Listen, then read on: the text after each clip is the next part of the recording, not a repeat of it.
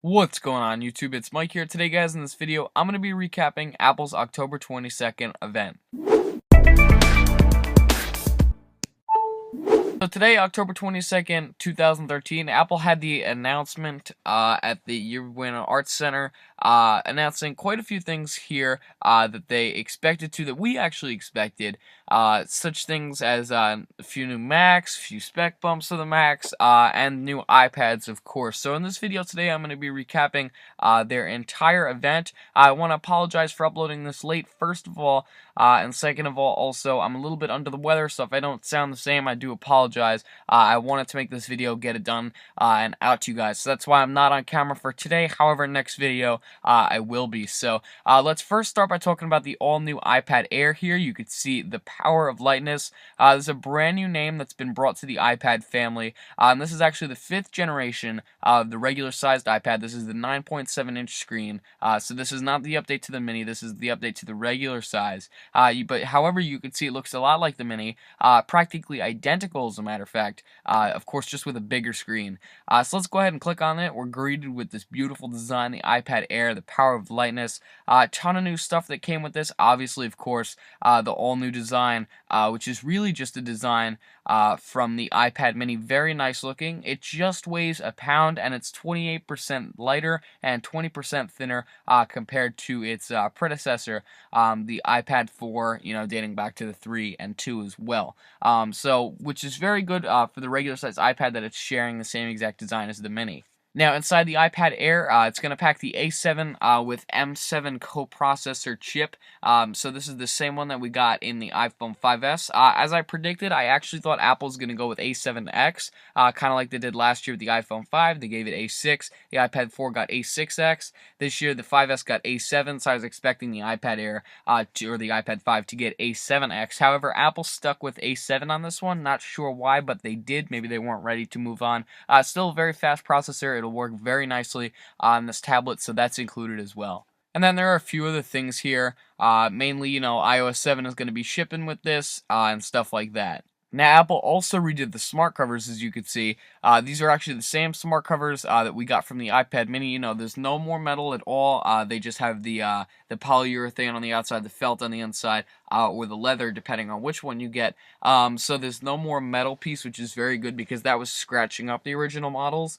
So this is a lot better. It shares the same one as what we got from the Mini, and they're also making smart cases for them too now. So that's pretty much it for the iPad Air. That's going to be available on November 1st on release date. It's going to start at $499 for the 16GB. We'll go over more specs and prices, color availability in a little bit. But next, I want to move on to the iPad Mini with Retina display, also known as the iPad Mini 2nd generation. I'm pretty sure you guys knew this was coming too. The iPad Mini was first introduced last year, and this year they're coming back with Retina display. It's about time, Apple. Last year, my disappointment with the iPad Mini was not having the Retina display, and that was the one of the things that almost made me not buy it, but I did anyways. And now actually I have my iPad Mini 1st generation on sale on eBay right now because I'm so excited about this Retina display in the iPad Mini that I'm actually going to be getting it. So now it says it's coming later in November. This is the first time I'm actually seeing this. I'm not sure if it's going to be on the release date that the iPad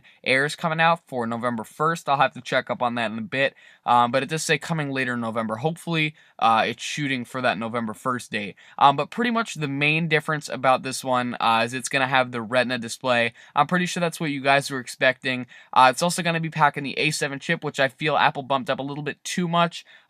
Keeping in mind last year's iPad Mini got the A5 chip, which when the iPhone 5 had the A6 chip, I kind of expected the iPad Mini to, or the iPad Mini with Retina display to kind of stay down there with a lower processor. However, Apple brought it up all the way and made it equivalent to the iPhone 5S as well as the brand new iPad Air. And then, of course, things, advanced wireless, iOS 7, just like we were talking about before with the iPad Air and stuff like that. And as we were talking about before, the smart covers and smart cases, I probably was talking about the smart cases before that were going to be included with the iPad Mini when we were talking about the 5, so my mistake on that one, guys. But this, finally, they're going to be including smart cases for the iPad Mini, and they're going to share the same exact design that the iPad Air get as well. And the actual smart covers, the colors have been enhanced yet again. The inside's a bit darker now, which I like a lot. However, since the same smart cover is going to fit the next generation iPad Mini, it's going to be coming out soon, I'm just going to hold on to mine, not that I really care. So that's pretty much it. The iPad Mini with Retina display is going to start at $399, a bit more pricey than the original one, which started at $329. These are both 16 gig models. So comparing all the models together, Apple now offers 4 different iPad models. The iPad Air, the 5th generation regular sized iPad. The iPad 2, which is kind of wacky if you ask me, considering the fact that Apple doesn't offer the 3 or the 4, they just offer the 2. The iPad Mini with Retina display, and they even threw in the original iPad Mini 1st generation without a Retina display. So the iPad Air is going to be starting at $500 for the 16 gig. That's $500 US dollars. Like it usually did with the 16 gigabyte. No change, no drop. It's just staying the same. Now the iPad 2, of course, is just going to be offered in the 16 gigabyte option at $399. Now the iPad Mini with Retina display is starting at $399 as well for 16 gigabyte, and that's going to be coming, by the way, in silver and space gray, as well as the iPad Air is going to be coming in silver and space gray. Unfortunately, guys, there's no gold. This was another big disappointment for me after those part leaks. That was the first time in a very long time that part leaks were not true. We actually did not get a gold iPad Air, and we did not get a gold iPad Mini with Retina display. Very disappointing, and there also is no Touch ID on these either. That's the new fingerprint sensor that's available in the iPhone 5S as well as the Gold. So it looks like that's just going to be an iPhone 5S only 2 little features there. 2 big features, though, in a sense. Those are 2 of my favorite things on the 5S. So I was a bit disappointed, actually very disappointed on that one. But, they're going to be offering it in space gray and silver. So I'm going to wind up going with the silver one for the iPad Mini with Retina display.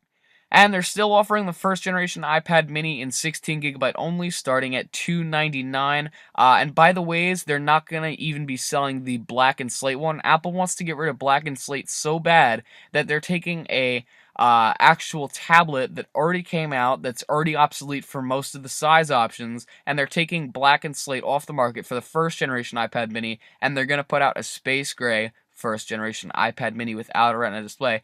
Pretty crazy if you ask me. I think it's very confusing. Although I'm understanding what they're doing, I think it's very stupid, that they're backtracking on this and they're going to offer the color. They may as well just leave it as is. But apparently Apple really hates black and slate. They like space gray a lot more. My opinion, black and slate looks a lot better. Space gray just is so off. I don't like the colorway of it at all. I had the space gray iPhone 5S for a few days, and then I went to gold a week later. I just couldn't stand the space gray. So that's all the lineups of the iPads. Again, the iPad Air and iPad Mini with Retina display are going to be available this November. iPad Air is definitely confirmed for a release of November 1st. Again, I'm not so sure about the iPad Mini with Retina display. Correct me if I'm wrong, but on the site it says coming sometime in November. So we really don't know if the 1st is a confirmed date for that one yet. I haven't really looked into it. So enough about iPads, that's pretty much it with those. Next, I want to move on to Macs. Apple did a lot about Macs today, even before the iPads as well. They talked about the MacBook Air a bit, but a big update to the Mac Pros in terms of pricing. Now, aside from spec bumps, they brought the price down $200 for each 13 and 15-inch Retina. 13-inch was at $1499, and 15-inch was at $2100.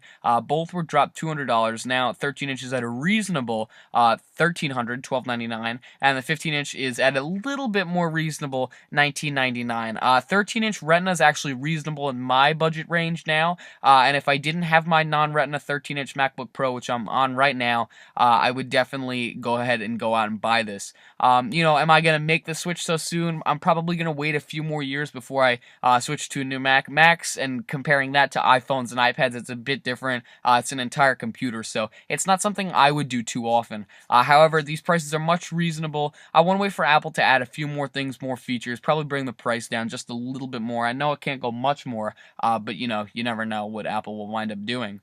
So these MacBook Pros with the updated prices and specs are going to be available right on spot. You don't have to wait for that November 1st release date. I was really pleased to hear Apple definitely wanted to help out their customers and bring down these prices so we wouldn't be paying over the top.